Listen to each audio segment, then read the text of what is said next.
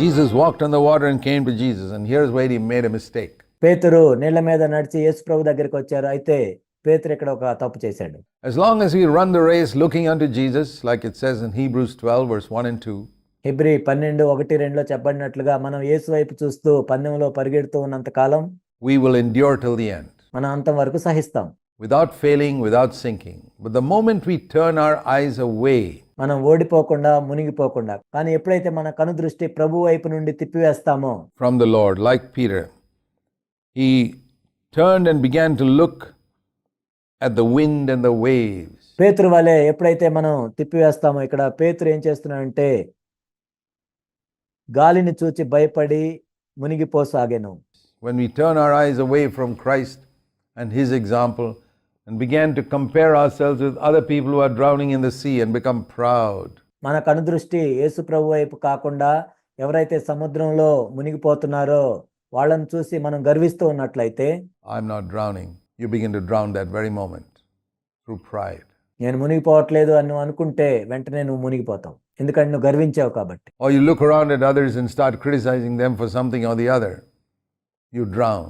లేక ఇతరులను చూసి ఏదో ఒక విషయాన్ని బట్టి వాళ్ళ మీద నేరారోపణ చేస్తున్నట్లయితే నువ్వు మునిగిపోతావు. Or you look around at others and listen to their opinions about you and you get discouraged, you drown. లేక ఇతరుల వైపు చూసి నీ మీద వాళ్ళ అభిప్రాయాలను నువ్వు వింటూ ఉన్నట్లయితే నువ్వు మునిగిపోతావు. What's the solution? ఏంటి దీనికి పరిష్కారం? Don't look at them. Don't listen to them. వాళ్ళ వైపు చూడొద్దు, వాళ్ళు చెప్పే వినొద్దు.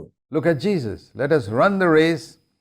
And one translation says, looking away from everything else unto Jesus. యేసు వైపు చూస్తూ ఉండాలి. ఒక తర్జుమాలో ఈ విధంగా ఉంది, దేని వైపు చూడకుండా యేసు వైపు మాత్రమే చూస్తూ పరుగు పందెంలో ముందుకు పరిగెత్తాలి. Looking away from everyone else unto Jesus, fixing and focusing our vision on Christ alone. మరెవరి వైపు చూడకుండా యేసు వైపు మాత్రమే మన కనుదృష్టి ఉంచి ఆయన్ను చూస్తూ మాత్రమే మనం పందెంలో పరిగెత్తాలి. Who has overcome everything. సమస్తమును జయించిన వాడాయన.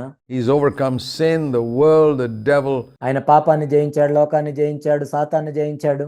Everything, the flesh and the world and the devil has all been overcome. ఆయన శరీరాన్ని, లోకాన్ని, సైతాన్ని అన్నిటిని జయించాడు. And he says to us, follow me.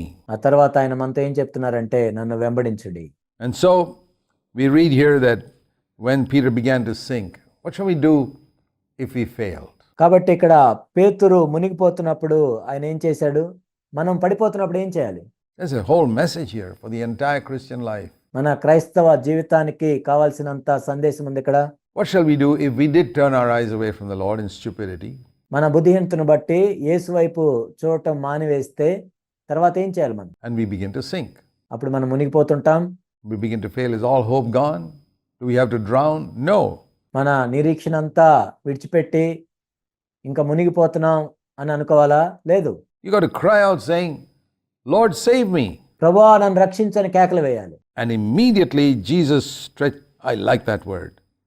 Immediately. వెంటనే యేసు చెయ్యి చాపి, నాకెంతో ఇష్టమైన మాట ఇది, వెంటనే. That's the word I love in verse 31, Matthew 14:31. Immediately Jesus stretched out his hand. మత్తయి సువార్త 14:31, నాకెంతో ఇష్టమైన మాట ఇది, వెంటనే యేసు చెయ్యి చాపి. Said, oh, you have little faith. Why did you doubt? Took hold of him first. He didn't give him a warning or exhortation first. He held him. అతన్ని పట్టుకొని, అల్పవిశ్వాసి ఎందుకు సందేహపడుతావని అతనితో చెప్పాను. మొట్టమొదటిగా ఆయన అల్పవిశ్వాసి అని ఇవి చెప్పలేదు, కానీ అతన్ని పట్టుకొనెను. And made him stand. Then gave him the rebuke. ఆయన్ను మొట్టమొదట నిలబెట్టి ఆ తర్వాత గద్దించాడు. He didn't rebuke him first, because if he'd done that, Peter would have sunk to the bottom by then. మొట్టమొదట ఆయన గద్దించలేదు. మొట్టమొదటి గద్దించినట్లయితే అప్పటికే పేతురు మునిగిపోయి ఉండేవాడు పూర్తిగా. And the Lord holds us first and then rebukes us. Isn't that wonderful? మొట్టమొదట ప్రభు మనల్ని పట్టుకుంటాడు, ఆ తర్వాత గద్దిస్తాడు. ఇది ఎంతో అద్భుతం కాదా? That he makes us stand first before correcting us. మనల్ని సరిదిద్దటానికంటే ముందు ఆయన మనల్ని నిలబెడతాడు. But the thing I want you to see is, you got to cry out saying, Lord, save me immediately. And it says here, when Peter was beginning to sink, not when he hit the bottom of the sea. మీరు ఇక్కడ గమనించాల్సింది ఏంటంటే, ఇక్కడ పేతురు వెంటనే ప్రభువా నన్ను రక్షించని కేకలు వేశాడు. ఆయన ఎప్పుడు ఆ విధంగా కేకలు వేశాడు? ఆయన ఎప్పుడైతే మునిగిపోవటం మొదలుపెట్టాడో అప్పుడు కేకలు వేశాడు, అట్టడుక్కి చేరుకున్న తర్వాత కాదు. Don't wait till you hit the bottom of the sea before you call out. నువ్వు ప్రభువుని పిలిచేదానికంటే ముందు నువ్వు అట్టడుగు వెళ్ళేదాకా వేచి ఉండొద్దు. Ask Him now, while you're beginning, the very beginning of sinking. నువ్వు ఇప్పుడే అడగాలి, వెంటనే అడగాలి. ఎప్పుడైతే నువ్వు మునిగిపోవటం ప్రారంభించావో అప్పుడే అడగాలి వెంటనే. Call out to Him and say, Lord, save me. ప్రభువా నన్ను రక్షించు అని కేకలు వేయాలి. And immediately you'll find He stretches out His hand to help you. అప్పుడు వెంటనే ఆయన చేయి చాపి నీకు సహాయం చేస్తాడు.